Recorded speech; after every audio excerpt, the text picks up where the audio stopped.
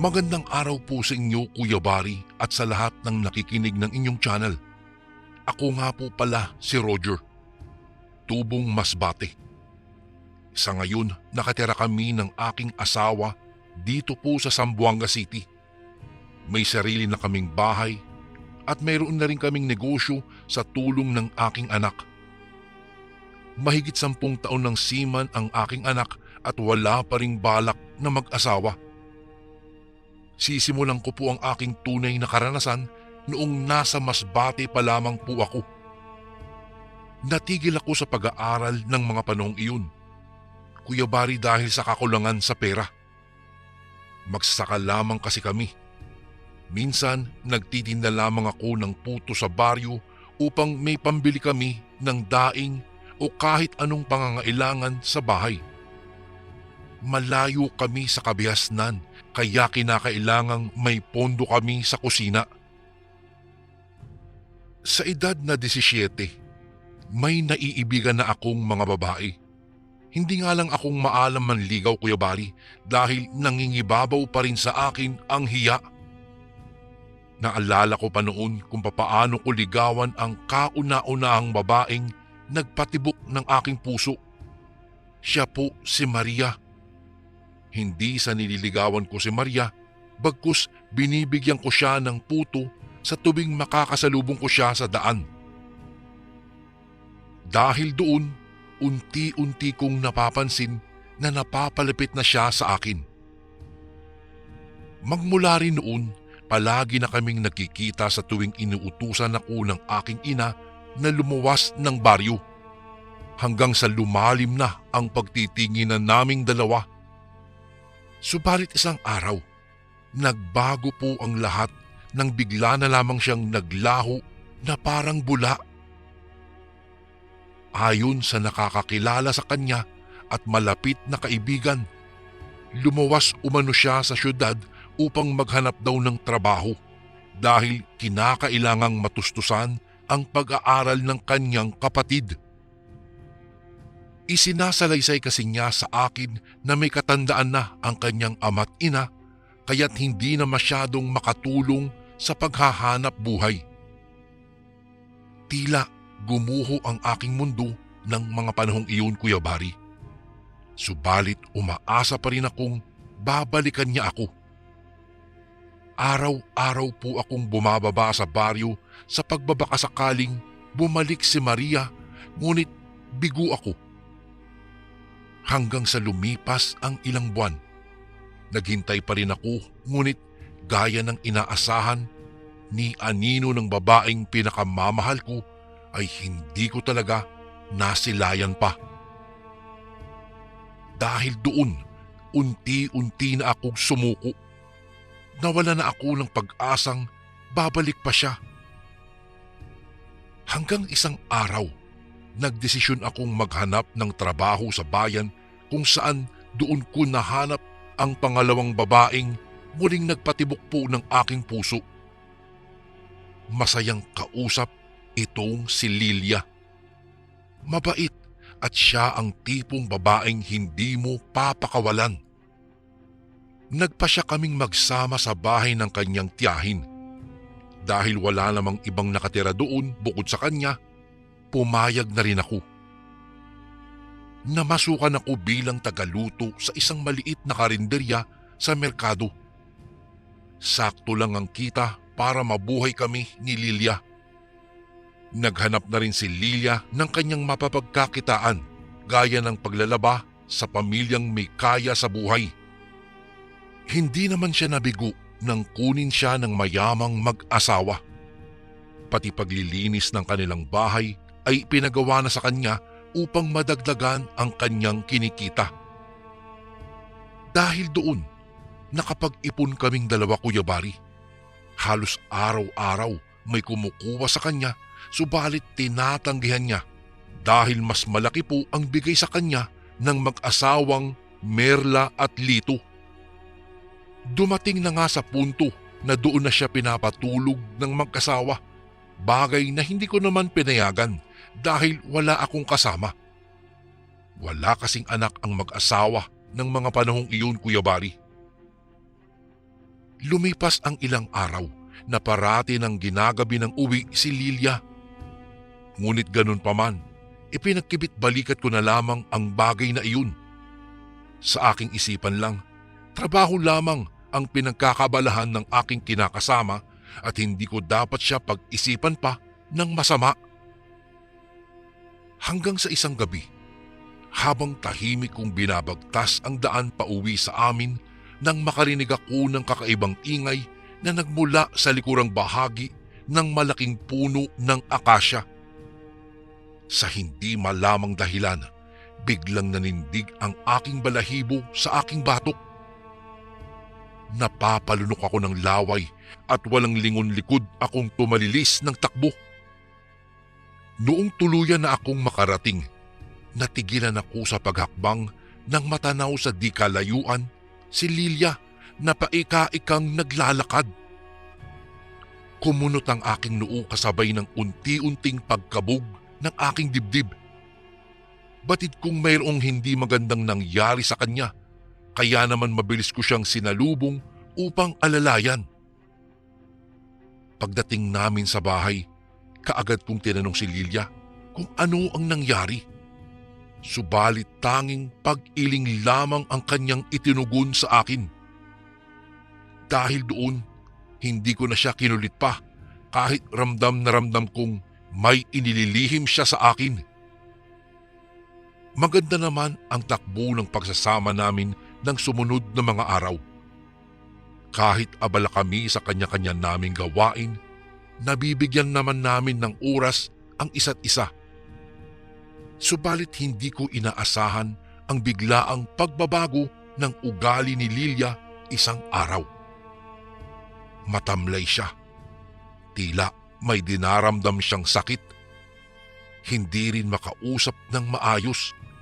Kaya naman ng araw ding iyon, nagpa siya akong dalhin siya sa pinakamalapit na center. Subalit ayon sa mga midwife, walang nakikitang sakit sa kanyang katawan.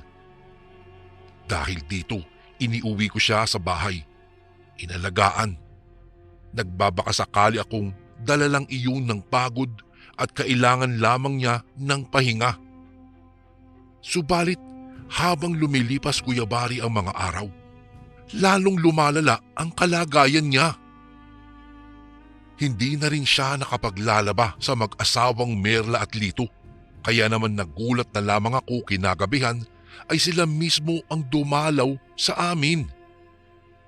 Hindi ko batid kung bakit alam nila ang aming tirahan, gayong may kalayuan ito sa labasan.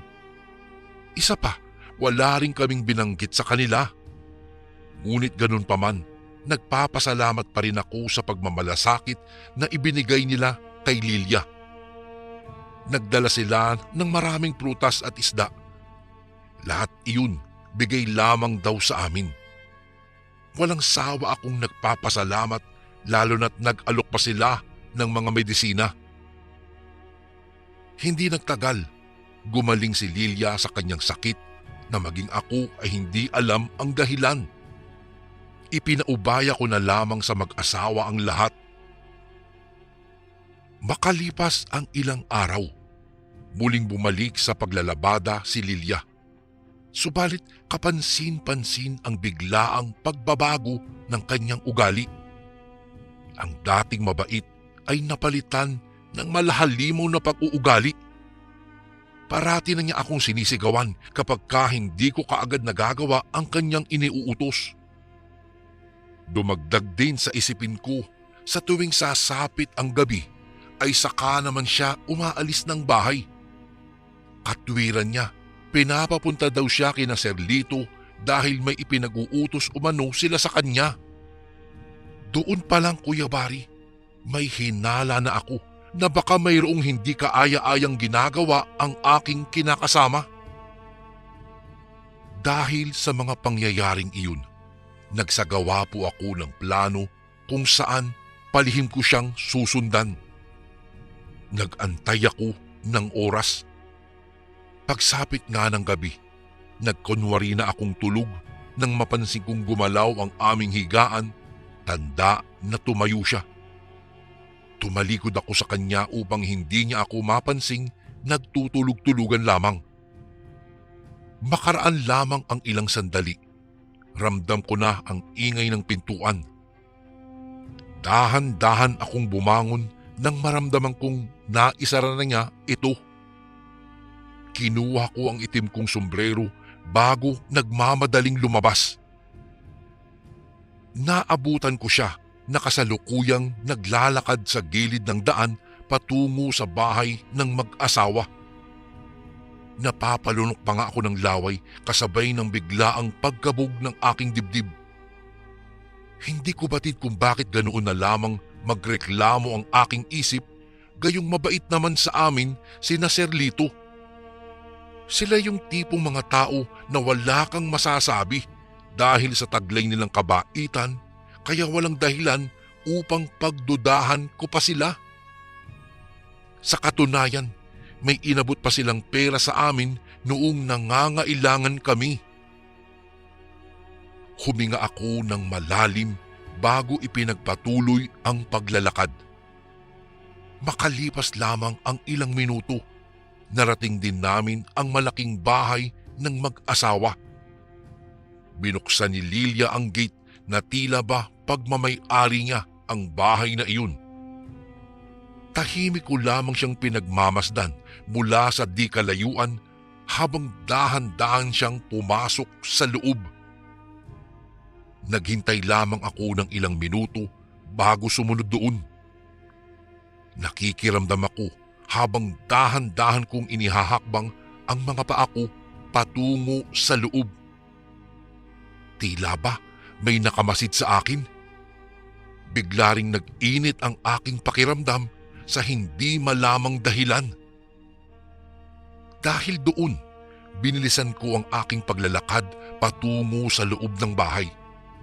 Subalit natigilan po ako nang makarinig ng pamilyar na ingay mula sa malapit na silid. Kaya't dumoble pa ang kabang nararamdaman ko ng gabing iyon, Kuya Bari. Sumilip ako sa nakabukas na pintuan. Biglang namilog ang aking mga mata sa aking natuklasan. Tila ako'y sinasakal sa nakita habang unti-unting naglandas ang mga luha sa aking pisngi. Sa takot na baka makita nila ako, dahan-dahan kong inihakbang ang aking mga paa palabas ng bahay, dala ang sama ng loob. Subalit natigil din iyon nang mapansin ko ang ilang bote na nakahilera sa maliit na mesa. Hindi ko wari kung anong klaseng mga gamot iyon, ngunit nanaig pa rin sa akin ang ginawa nilang kababalaghan kung saan nagtaksil sa akin si Lilia. At ang masakla pa, Kuya Bari, naroon lamang sa loob ang asawa ni Sir Lito habang walang pakundangang pinagsasawaan nito ang aking kinakasama sa ibabaw ng kama. Tumakbo ako papalayo sa bahay na iyon. Pakiwari ko talaga ng mga oras na iyon ay para akong pinaslang dahil sa sobrang sakit. May kapalit pala ang lahat-lahat na ibinigay nilang tulong sa amin. Hindi ko akalain na doon hahantong ang pagsasama namin ni Lilia. Lakad-takbo ang aking ginawa hanggang sa mapansin kong hindi na pamilyar sa akin ang naturang lugar. Nagpalinga-linga ako sa paligid. Madilim at walang kabahay-bahay. Nagsimula na akong kabahan. Tila may nagmamatsyag sa akin mula sa di kalayuan. Ang nararamdaman kong inis at galit ng mga oras na iyon ay napalitan ng takot. Naisin ko mang bumalik sa aking pinanggalingan ay hindi ko na magawa. Bagkus tila may nag-uudyok sa akin upang magpatuloy lamang sa aking paglalakad. Sinunod ko ang nais ng aking isip. Nagtuloy-tuloy lamang ako sa paghakbang hanggang sa makarating ako sa isang malawak na patag. Kumunot ang aking noo dahil maliwanag sa lugar na iyon gawa ng may nakahilerang sulo sa paligid. Sa aking tansya, Kuya Bari, sinadyang ilagay ang mga ito roon. Pinasadahan ko ng tingin ang buong paligid. Namangha ako nang makita ang naglalakihang mga kawali at sandok sa isang malaking mesa. Batid kong may salo-salo sa lugar na iyon. Kuya Bari, subalit labis din ang aking pagtataka dahil walang katao-tao roon maliban sa akin. Hindi ko alam kung magpapatuloy ba ako o babalik sa aking pinanggalingan. Ngunit huminga muna ako ng malalim bago nagpa siyang magpatuloy. Subalit laking gulat ko na lamang nang makarinig ng malalakas na kaluskus sa unahang bahagi. Naghahalo ang laman ng aking isip ng mga oras na iyon. Kaya sa halip na bumalik sa pinanggalingan, ay sinalubong ko ang nasabing ingay, bagay na labis kong pinagsisisihan. Sinalubong ako ng ilang kalalakihan na may kanya-kanyang hawak na mga itak. Matalim ang tinging ipinukol nila sa akin na siyang nagbigay sa akin ng matinding kilabot. Nanindig ang aking mga balahibo sa katawan, lalo na nang unti-unti nilang inihakbang ang kanilang mga paa patungo sa aking kinatatayuan. Dahil sa takot, walang sabi-sabing kumaripas ako ng takbo pabalik sa aking pinanggalingan. Hindi ko batid kung saang parte ako nagsusuot, matakasan ko lamang sila. Sa tansya ko po, nasa 6 sila at malalaki ang kanilang pangangatawan. Tumigil ako sa pagtakbo nang mapansin kong wala nang nakasunod sa akin. Marahas akong bumuntong hininga bago nagpa siyang bumalik sa bahay. Buo na ang aking pasya. Bumalik ako roon na tila walang nangyari. Pagdating ko po roon, nagkunwari akong walang alam sa nangyari. Nagulat si Lilia. Nagtanong kung bakit ako naroroon. Ngunit nagdahilan na lamang ako. Nasabi kong may masama akong panaginip at gusto ko lamang makita siyang buhay. Nagsinungaling na lamang ako kahit kating-kati na akong sampalin siya. Magmula noon, Kuya Bari, mas malamig pa sa yelo ang pakikitungo ko kay Lilia. Naroon na yung sinisigawan ko na siya. Madaling araw na akong umuwi galing sa trabaho, bagay na lalo niyang ikinagalit. Sa halip na matakot, lalo ko lamang siyang iniinis. Nung sumunod na araw, umaga na ako umuwi ng bahay. Natuto na rin akong magsugal. Sumasama kahit kanino, maibsan lamang ang aking nararamdamang galit. Bigla na lamang nawala ang hiya sa aking katawan ng panahong iyon, Kuya Bari. Batid kong lahat ng iyon ay dahil sa ginawang pagtataksil sa akin ni Lilia. Isang araw, habang tulala akong nakaupo sa bakanting upuan, lumapit sa akin ang isa sa kasamahan ko sa trabaho, si Almer. Matagal na siya sa pinapasukan kong karinderya, kaya kilala na siya halos ng mga customer. May napansin lang ako kay Almer. Parati siyang balisa. Tila may malalim siyang pinagdadaanan. Tinanong niya ako kung nais ko bang sumama sa kanya. May pista raw sa kanila. Hindi na ako nagdalawang isip pa. Upang maibsan ang sama ng loob, sumama ako sa kanya kinabukasan nun. Hindi na ako nagdala pa ng damit dahil pahihiramin naman daw ako ni Almer. Sinadya ko ring umalis ng bahay nang wala roon si Lilia upang hindi niya ako makita. Habang nasa daan, palaisipan pa rin sa akin kung bakit nagawa sa akin ni Lilia ang bagay na iyon. Batid kung hindi naman ako nagkulang, ngunit bakit nagawa pa rin niyang magtaksil? Kinuha ko ang pagkakataong iyon upang magpakalayo-layo.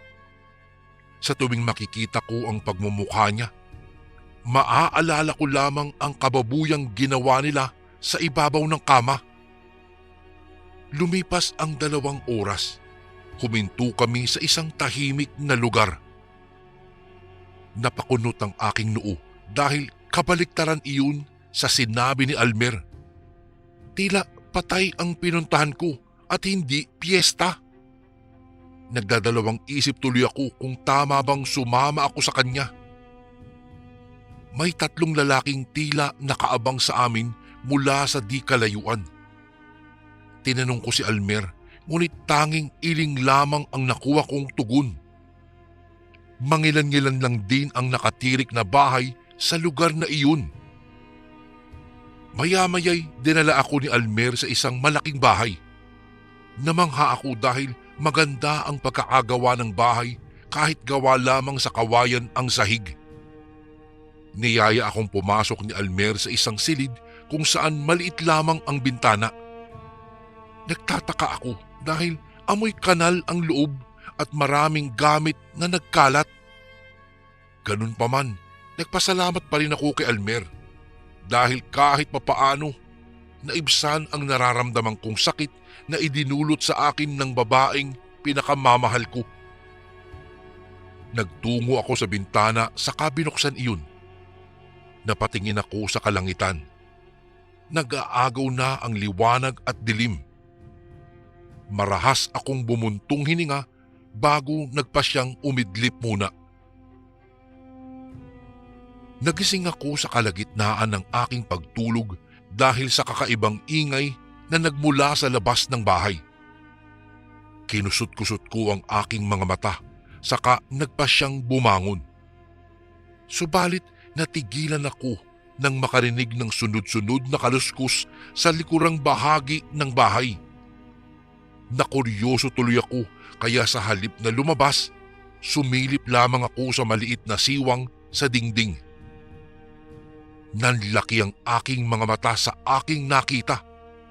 Naglalakihang mga kawali at kaldero na nakalatag sa lupa, habang mangilan-ngilan din ang mga sulo na nakahilera sa nakatayong mga kahoy na sa tansya ko po ay sinadya pang itayo doon. Binundol ng matinding kaba ang aking dibdib nang maalala ang napuntahan kong lugar noong nasilayan ko ang pagtataksil sa akin ni Lilia. Muli akong sumilip. Maraming mga tao ang tila nakabantay sa paligid. Sa isang gilid kung saan sa tabi noon ay may malaking bato. Doon, naroroon nakatayo si Almer. Tila may inuutos siya sa mga taong malapit lang sa kanya. Napalunok tuloy ako ng laway. Napaisip ako, ano ba ito? Ano ang nangyayari sa paligid? Parang tila kakaiba. Biglang sumagi na lamang sa isip ko na katapusan ko na ba ito? Katapusan ko na kung hindi ako aalis doon. Huminga ako ng malalim bago nag-isip ng paraan. Ramdam na ramdam ko kasi Kuya Bari na mayroong mali sa lugar na napuntahan ko. Nadali ako ni Almer. Kasinungalingan lamang ang ipinakita niyang kabaitan sa akin. Kaya bago pa ako gawing hapunan ng mga taong nandoon, nagpasya na akong tumakas sa lugar na iyon. Alam na alam kong hindi normal ang mga taong naroroon. Sila ay mga aswang. Naghanap ako ng madadaanan. Nag-isip ako ng paraan upang makatakas sa delikadong lugar na iyon. Nagpasya akong dumaan sa maliit na bintana kung saan sa ibaba noon ay diretso sa bangin. Pumikit ako sa isiping matatakasan ko nga sila, ngunit panganib pa rin ang sasalubong sa akin sa ibaba. Ipinilig ko ang ulo saka nagdesisyong pumatong sa itaas ng bintana. Subalit naudlot iyon nang mahagip ng aking paningin ang mag-asawang Lito at Merla. Lalong binundol ng matinding kaba ang aking dibdib ng mga oras na iyon, Kuya Bari. Nanlumo ako sa isiping baka isa na si Lilia sa kanila.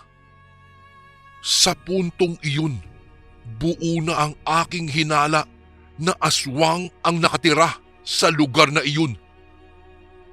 Ilang saglit pa, narinig kong sumigaw ang isa sa kanila na sa tansya ko po ay pinuno ng grupo.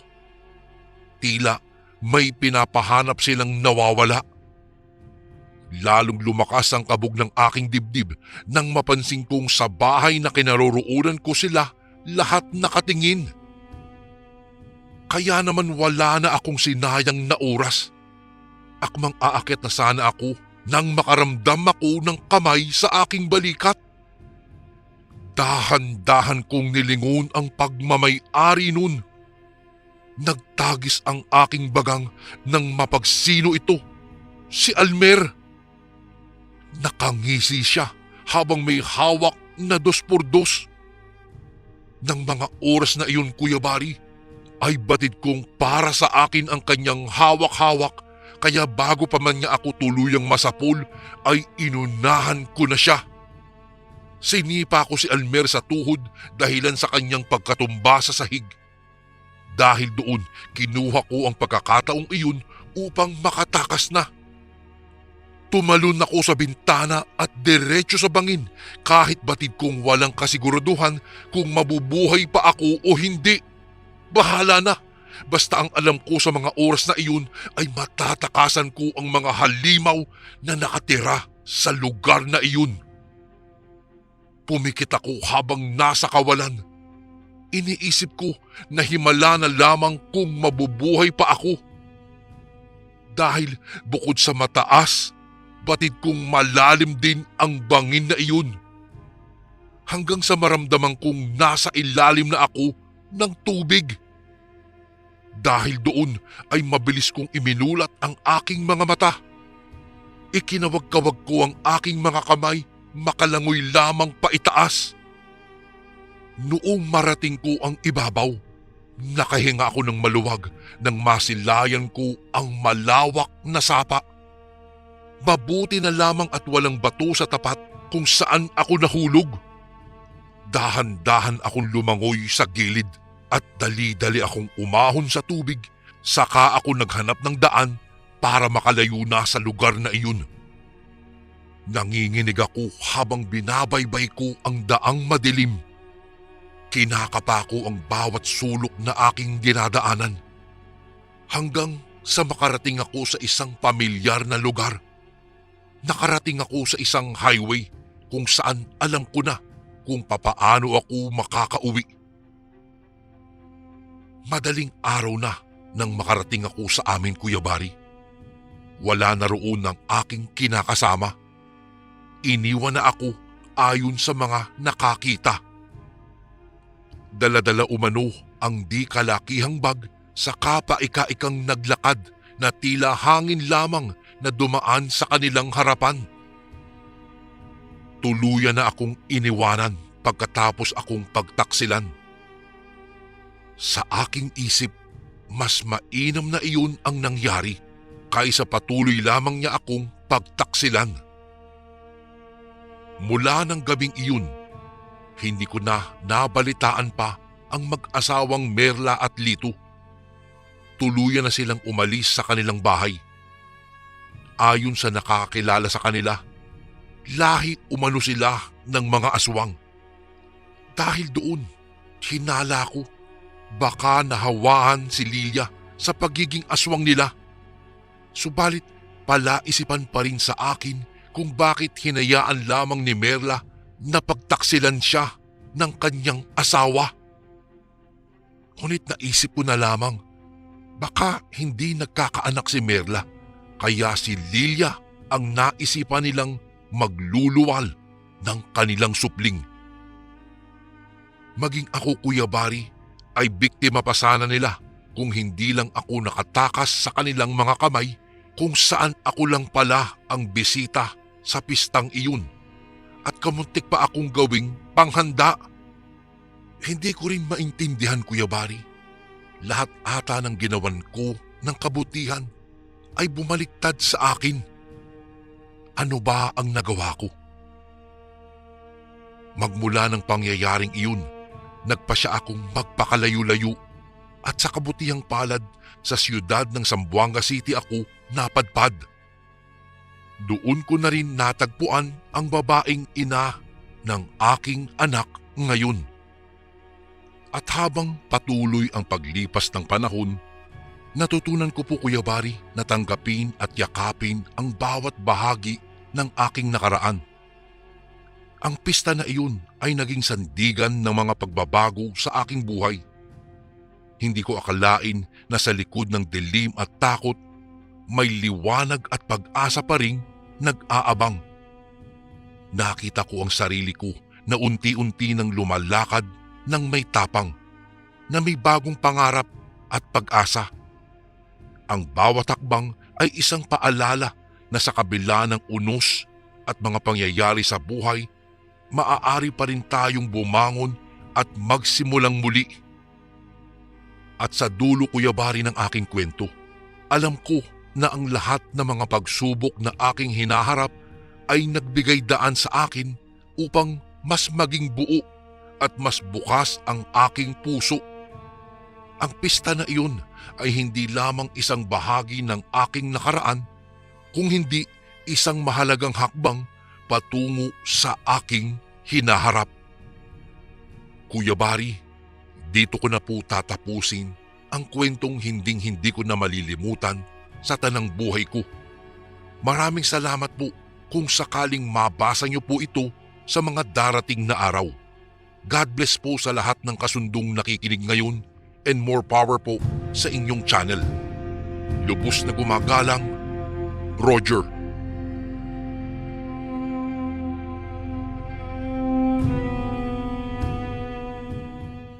Mayroong kasabihan, it is better to give than to receive. At may mga nagsasabi rin na masama ang tumanggi sa alok o biyaya. Ngunit papaano kung ang alok ay magmumula sa hindi mo kapwa? Tatanggapin mo ba o tatanggihan mo na? Magandang araw po, Kuya Bari. Ganon din sa mga taga-subaybay ng YouTube channel po ninyo. Lagi po akong nakikinig ng mga kwentong ipinopost po ninyo habang minamanman po ang mga istoryang iyon. Hindi ko po maiwasan ang maalala ang isang kakaibang kaganapan na naranasan ko po noong nasa probinsya ako ng Negros Occidental, taong 1998. Isa na siguro iyon sa hindi ko makakalimutan na kapag ka ikinikwento ko sa iba ay iniisip nilang kathang-isip lamang iyon. Ngunit alam ko ang totoo at nais ko itong ibahagi po sa inyong channel at sa mga nakikinig dito na kagaya ko. Bago ko po pala simulan, nais ko pong magpakilala. Ako nga po pala si Antonio at naririto ang aking nakakakilabot na kasaysayan. Taong 1998, mula Maynila ay nagpasya si Mama na umuwi kami sa kanilang probinsya. Iyon po ay matatagpuan, Kuya Bari, sa probinsya ng Negros Occidental, sa baryo na kung tawagin po ay Laog. Bago pa man kami makapunta roon, marami na akong naririnig na mga kwento-kwento. Ngunit bilang taga Maynila nga ay hindi ako naniniwala sa mga ganoon dati. Sabi nga nila, to see is to believe kaysa sa naririnig lang natin. Nakarating po kami noon sa Laog na medyo may kalaliman na ang gabi. Ilang oras din po ang ibinyahe ng barkong sinasakyan namin. Malayo pala talaga ang lugar na ito sa Kabihasnan. Una ko pong napansin ay maraming puno sa paligid at walang elektrisidad sa lugar na iyon. Tanging mga gasera, sulo o apoy ang nagsisilbi lamang pong ilaw ng mga taga roon. Tahimik, siguro dahil nga sa gabi na at mga ingay lamang ng mga insekto, Kuya Bari, ang naririnig ko sa paligid ng mga sandaling iyon. Bago kami muling maglakad patungo sa bahay ni na lolo at lola, naramdaman ko pong nanayo ang aking mga balahibo sa hindi maipaliwanag na dahilan. Iyon ang unang pagkakataon po na nakaramdam ako ng takot at kaba. Ang sinasabi ko nga po palang sina lolo at lola ay kapwa mga magulang po ng aking ina. Dito po kasi ipinanganak ang nanay ko at bata pa lamang noon ay lumuwas na ito ng Maynila para makipagsapalaran. Mahaba pong kwento at magulong dahilan kung bakit kami uuwi sa probinsya. Nasa Maynila pa lang kami, marami na pong ikinikwento ang aking ina sa aming magkakabatid. Ayon sa kanya, may anting-anting o agimat daw po si lolo. Marami na raw na pagkakataon na naaksidente o tinangkang patayin si lolo, pero dahil nga sa himala, hindi raw ito tinatablan. Tila may kapangyarihan itong immortal na dulot daw ng bagay na daladala nito. Iyon nga po ay ang sinasabing anting-anting o agimat. Bukod daw doon, Kuya Bari, isang magaling na manggagamot din daw si lolo. Maraming nagsasabing may sa demonyo raw si lolo, pero nagdadasal daw ito bago manggamot at Kristo Jesus ang binabanggit na pangalan. Iyan, Kuya Bari, ang mga naaalala ko. Kaya nang makarating po kami sa harap ng bahay nila, hindi ko po maiwasan na mag-obserba sa paligid. May kalumaan po ang bahay nila, o sabihin ko na pong isang bahay kubo lamang ito. Maliwanag po ang buwan ng mga sandaling iyon, kaya natatanaw ko po ang kabuuan ng bahay nila lolo at lola. Paglabas niya po noon, Kuya Bari, naramdaman ko pong may kakaiba sa aking lolo. Seryoso niya po kaming tinitigan noon habang hinihimas po ang kwintas na suot-suot niya. Sa isip-isip ko ng mga sandaling iyon, baka iyon ang sinasabing anting-anting ng lolo ko. Pero hindi pa man po kami nakakapasok noon ay may binigkas siya, kaya kami ay nagkatinginang mag-ina. Papasukin niyo na sila, hindi sila nasundan. Seryosong sabi naman ni lolo. Oh, kamusta na kayo? Singit naman ang lola ko. Napansin siguro nito na naging seryoso ang atmosphere, Kuya Bari. Lumapit si lola at mahigpit kaming pinagyayakap. Nakaramdam man ako ng tuwa noon, Kuya Bari.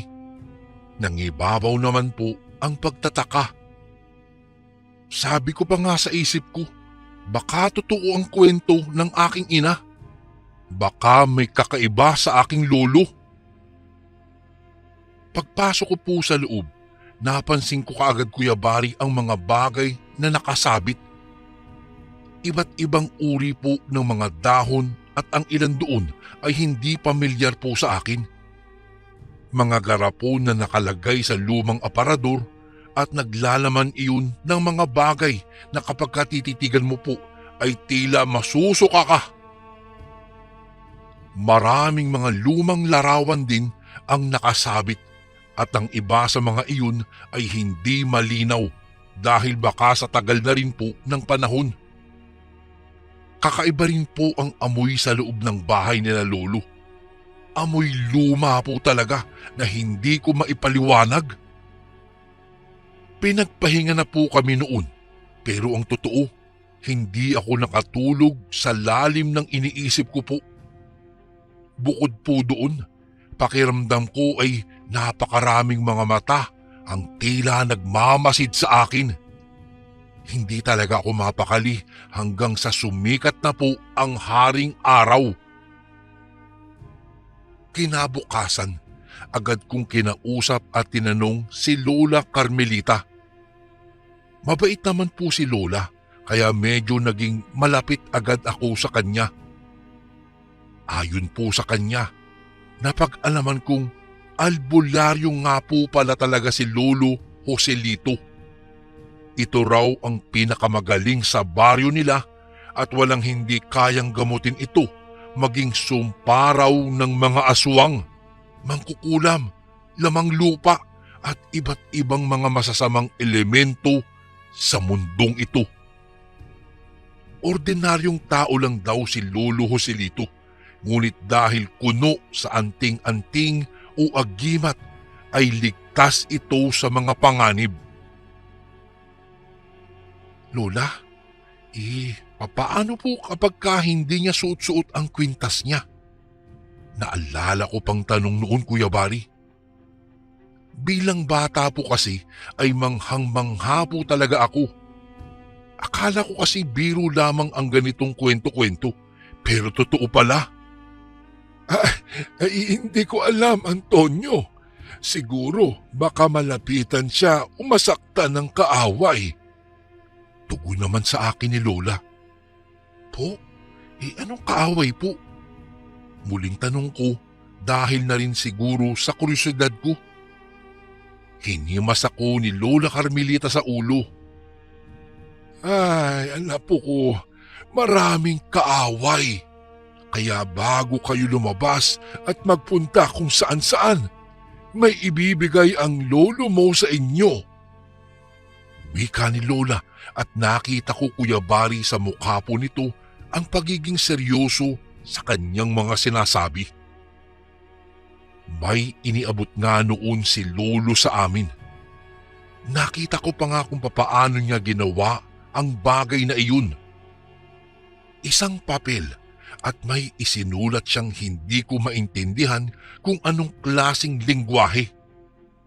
Pagkatapos ay inilagay niya iyon, Kuya Bari, sa isang plastik at nilagyan po ng tali. Tapos dinasalan niya sa mga salitang hindi ko rin po maintindihan. Isinuot niya po iyon sa liig namin. Tig-iisa po kaming magkakapatid. Maging maingat kayo sa mga taong nakakasalamuhan ninyo rito sa laog. Hindi lahat ng mabait ay mabuti. May iilan nagpapanggap lamang. Naalala ko pa nga, Kuya Bari, na sinabi po iyon ng lolo namin. Pagkatapos ay nagtawanan po yung dalawa ko pong kapatid na lalaki. Nagtakbuhan sila palabas at naiwan naman po akong nakatingin kay lolo habang pabalik iyon sa kanyang kwarto. Noong araw ding iyon, Kuya Bari, doon din po nagsimula ang unang engkwentro ko po sa mga bagay na hindi ko talaga pinaniniwalaan noon. Pagsapit po kasi ng hapon, umuwi ang kapatid kong may kinakain. Hawak pa nito ang isang platong pinaglagyan at pagkatingin ko po ay parang biko iyon.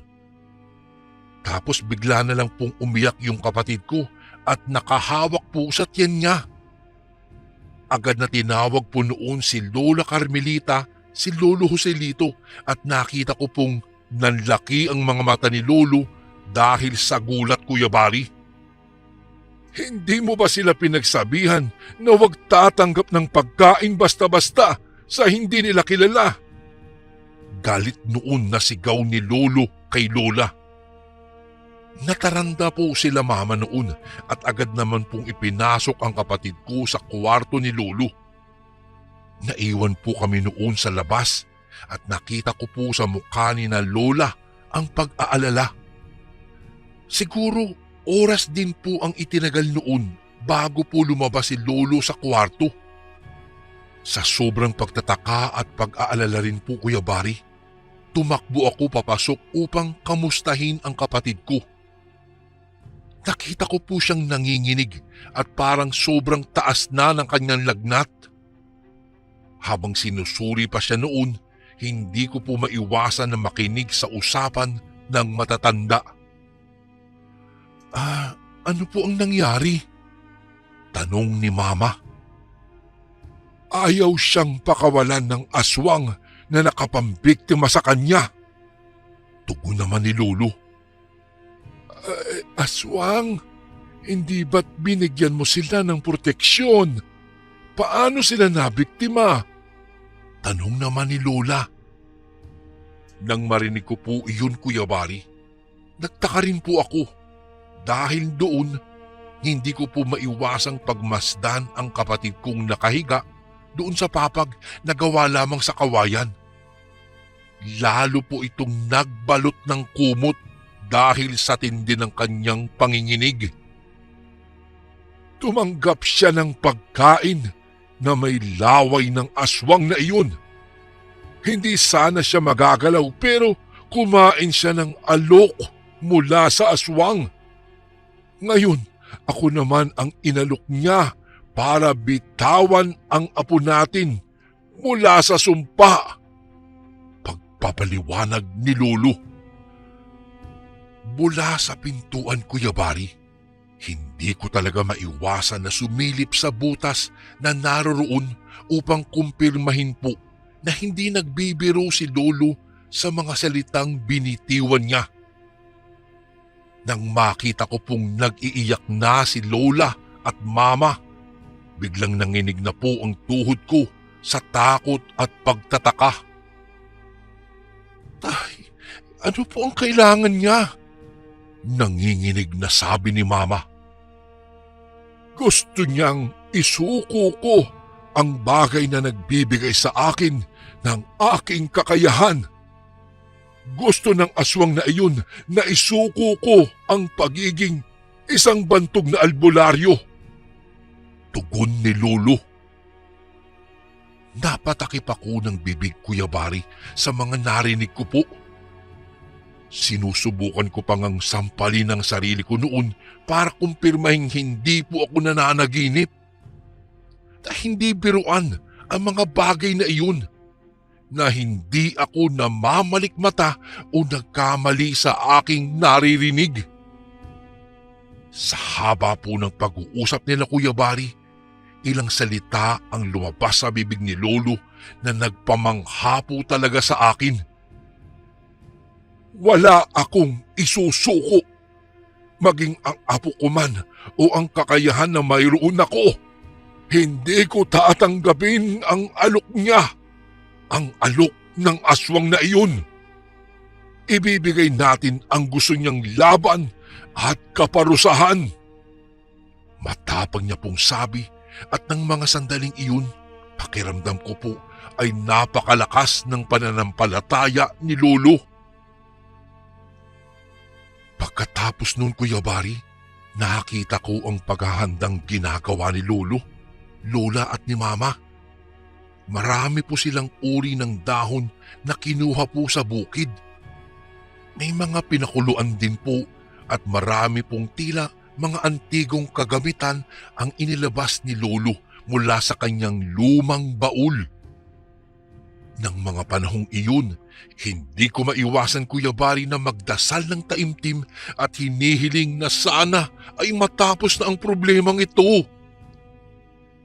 Habang nasa gitna po ng pagdarasal ang buo naming pamilya, bigla pong sumigaw ng napakalakas ang kapatid ko.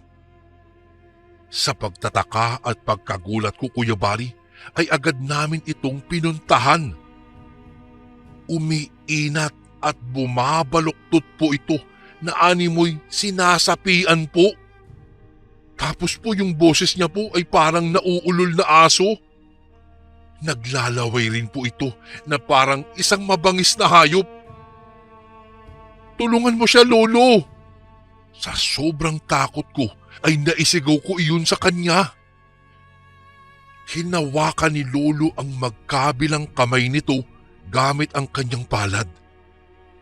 Gamit naman ang kaliwa ay hinawakan niya ang ulo ng kapatid ko. Nakita kong pumikit siya, Kuya Bari, at tila umuusal sa lingwaheng hindi po namin maintindihan. Ilang minuto po siguro, biglang kumalma yung kapatid ko sa pagwawala ngunit nakita ko pong patuloy sa pagtulo ang laway nito. Nakakatakot din ang iba pa niyang ikinikilos. Para po siyang natatakot kung kanino dahil panay ang pagtingin niya po sa paligid. Nakaupo na po ito sa papag at parang kumakaluskus po ito sa pamamagitan po ng pagkalmot sa kinauupuan. Noong sumapit po Kuya Bari ang gabi, siguro po mga 11:11 na po iyon, yung kapatid ko po ay lalong nagwala. Parang lalo po siyang naulol kasi yung boses niya po ay parang mabangis na hayop na. Wala na nga pong magawa si Lolo kung hindi ang itali ito. Tapos habang pinapainom niya po ng gamot na ginawa niya kanina, nagsalita po siya. Malakas ang aswang na umalok sa kanya. Matapang ang laway na pumasok sa katawan nito. Hindi siya titigil talaga hanggat hindi niya nakukuha ang gusto nito sa akin. Wika ni Lolo Kuya Bari, kaya nung mga sandaling iyon, nanginig po ang buo kong pagkatao sa takot. Noong lumipas po ang higit kalahating oras, muli pong kumalma yung kapatid ko. Tapos akala ko Kuya Bari, doon na po matatapos. Ngunit nangyari po ang isang bagay na hanggang ngayon po ay hindi ko talaga malilimutan sa tanang buhay ko. Kung papaano ang bagay na iyon ay personal kong nakita at naranasan po. Sa tansya ko po, mag-aalauna na po iyon ng umaga. Ito po yung pagkakataon na mata sa mata ay nakita ko ang tinatawag nilang aswang. Mula po kasi sa bintana po noon, sa kuryosidad ay napatingin ako sa labas. Bilog pa naman ang buwan noon kaya natatanaw ko po ang buong paligid. May kumaluskus po sa magubat na parte kaya nang ibaling ko ang mata ko roon, nakita ko po siya, yung bagay na iyon. Nakasilip po siya sa malaking puno at ilang sandali po ay ipinakita nito ang buong katawan. Sa totoo lang Kuya Bari, ngayon po ay naluluha ako habang inaalala ko yung mga nakita ko. Hindi ko masyadong mailarawan ang katawan niya, ngunit siya ay itim na itim. Ngunit siya ay hulmang tao. Yung mga mata niya po, tila pulang-pula at diretsong nakatingin sa akin. Mahaba po ang buhok niya, pati ang pagkabalbo niya dahil pati mukha ay napupuno ng buhok. Siguro po mga ilang segundo ko rin siyang natitigan at sa takot po ay talagang napaatras ako. Bago mawala sa paningin ko, bigla po iyong yumuko at para po siyang nakatuwad. Tapos po ay tumalon siya papunta sa gubat. Mataas po ang pagkakatalon niya. Sobra pong nanginig ang katawan ko noon. Sa unang pagkakataon kasi, nakakita ako ng ganitong uri ng nilalang. Ngunit Kuya Bari, hindi pa roon iyon natapos dahil noong sumunod na mga araw, nasundan iyon ng mas nakakapangilabot na kaganapan. Naging maayos na po kasi ang kapatid ko noon pero nang sumapit po ang gabi, para na naman po siyang nauulol at panay ang tingin sa paligid. Sa pagkakataong iyon, doon ako namangha, lalong-lalo na kay Lolo. May kinuha po itong isang mahabang bagay. Nang alisin niya po iyon sa kanyang pinaglalagyan, nakita ko yung parang kutsilyo na may magkabilaang talim. Pagkatapos po Kuya Bari, nagulat na lang po ako dahil tumalon po siya mula sa bintana at kahit madilim ang gabi ay may sinugod siya sa kagubatan. Nang mga sandaling iyon ay alalang-alala po kami kay Lolo. Akala po namin ay may nangyari na sa kanya. Pagbalik niya po, Agad namin siyang nilapitan. Sobrang nagpasalamat po ako nun sa Diyos dahil ayos naman siya maliban sa dumudugo niyang balikat na ayon kay Lolo. Nakalmot daw siya ng aswang. Noong ginagamot po iyon ni Lola, ang lalim po talaga ng hiwa. Tiningnan ko rin po yung kapatid ko. Nagulat po ako, Kuya Bari, kasi ayos na naman ang pakiramdam niya at nakangiti po siya noong bumangon sa papag. O ano, kamusta ang pakiramdam mo? Naaalala ko pang ang tanong ko noon. Maayos na ako. Naku, salamat kay Joselito. Nang mga sandaling iyon, Kuya Bari, nagtama ang mga kilay ko sa pagtataka. Pakiramdam ko po kasi noon, parang may mali. Kasi bukod sa bigla siyang gumaling, ay walang lolo na naging tugon niya na tinawag lamang niyang Joselito si Lolo. At para sa akin ay walang galang po yun. Ngunit hindi ko na lamang pinansin yun. Ang mas nangibabaw sa akin ay maayos na siya. Lumipas po ang mga araw ng paninirahan namin. Napapansin ko pong madalas na nagkukulong si Lolo sa kwarto. Kapag kagabi naman, madalas siyang nasa sala at binabasa ang mga lumang aklat na pagmamay-ari niya. Bilang bata, Kuya Bari, at iba ang pagkakakilala ko noong una ko siyang makita, malayo po ang mga nagiging pagkilos niya kung ikukumpara ngayon. Sa paghahanap ng sagot, tinanong ko po ang aking lola. Lola? Bakit po madalas na mapag-isa ngayon si Lolo? Tanong ko sa kanya. Ay, yun ba, Apo? Ay baka mas hinahasa niya lang ang sarili niya dahil sa nangyaring paglusob ng aswang kamakailan sa atin.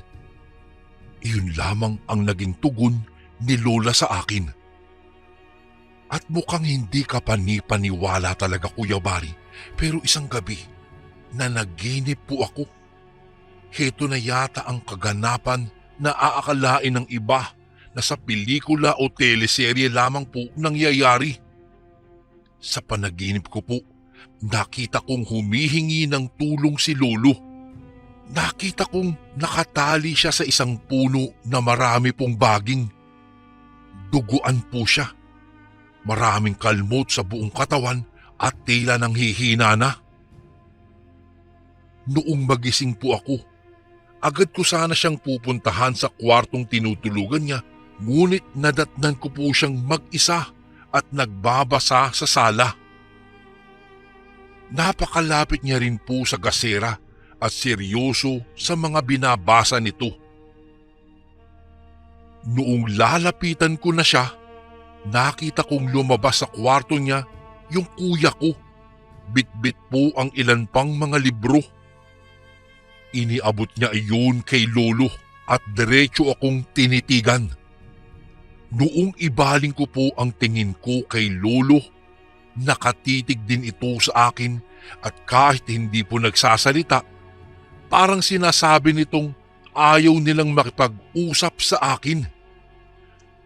Ilang segundo, nakaramdam po ako ng takot, Kuya Bari, dahil yung mga titig po ni Lolo ay pamilyar sa akin. Nakita ko na ito noon. Pinakalma ko po ang aking sarili at marahang pumasok na lamang sa silid nila Mama. Nang makaupo ako doon, agad akong napaisip at nanalangin. Kuya Bari, noong mga panahong iyon, alam kong hindi iyon si Lolo. Alam kong hindi sila iyon. At naalala ko rin po yung naging sugat niya sa balikat. Hindi iyon kalmot kung hindi galing sa matalim na bagay. Kuya Bari, marahil nang tanggihan po ni Lolo ang alok ng aswang sa kanya bilang bantog na albularyo, gumawa po ito ng paraan upang matalo siya. Kaya noong sumapit po ang umaga, agad akong tumakbo palabas at pinasok ang masukal na kagubatan sa baryo po ng Laog. Hindi ako sigurado noon, Kuya Bari, sa mga nangyayari, pero alam ko sa sarili ko pong may mali at tama ang kutob ko. Siguro ilang oras po na paghanap, nakita ko po si Lolo, ang tunay ko pong lolo. Tama ako noon. Natalo siya ng gabing sumugod ito at nang makauwi ang aswang, ginaya niya po ang anyo ng aking abuelo. Kuya Bari, sobrang iyak ko po noon kahit nangingibabaw sa akin ang matinding takot. Nakakaawa po ang hitsura ni Lolo. Marami siyang sugat. Hindi ko alam kung nagkataon lang, pero ang panaginip ko ay ito talaga. Apo, salamat. Nahanap mo ako. Pinipilit pa noon ni Lolo na magsalita. Kahit umiiyak po ako at nanginginig ang buong katawan, inalis ko po siya sa pagkakatali.